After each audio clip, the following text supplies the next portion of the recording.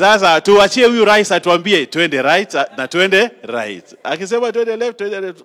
Kama watu wa pwani, ili tukae katika hiyo serikali na hiyo inayokuja, tukae hapo ndani.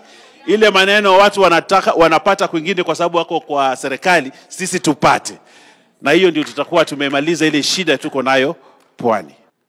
Tunakusupport wewe kama rais wetu, na tuna imani ya kwamba uhusiano wako wewe na Baba Raila Amolo Odinga utaendelea, na kwamba tutaendelea sisi tukiamini ya kwamba mpaka 2032 ukiwa rais wetu. Jambo la muhimu ni kwamba unaelewa pwani kuna shida nyingi, na kwa miaka mingi tumewachwa nyuma. Kwa hiyo huu ni wakati wetu wa kuvuna sasa.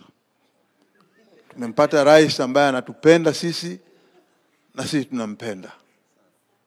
Kwa hiyo tuna matumaini ya kwamba mambo mengi ambayo kila ukiketi katika fikra zako uwafikirie hawa walio hapa mbele yako. Hawa ndio wameshika ngome ya pwani, na hawa ndio watatembea na wewe wakati wote huu katika safari yako.